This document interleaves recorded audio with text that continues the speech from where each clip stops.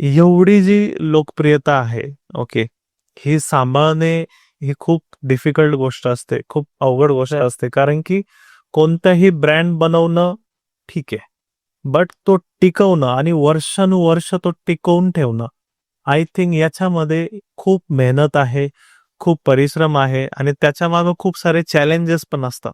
Okay, बरं. तर याला तुम्ही कसं बघतात मॅम? आता आम्हाला तर ही सवय झाली चॅलेंजेसची.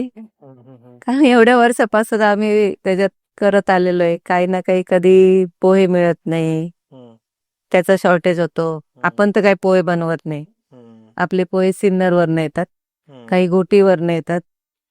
पण ते पोहे वेळेवर मिळले पाहिजे, हे एक चॅलेंज असतं. दुसरं मसाल्यांचं चॅलेंज आहे.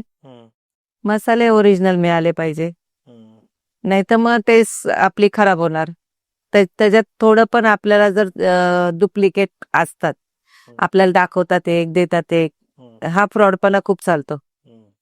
तिथं ते 2 सोडलं तर बाकी चॅलेंजेस तर नाहीये, बाकी सगळं अवेलेबल होतं.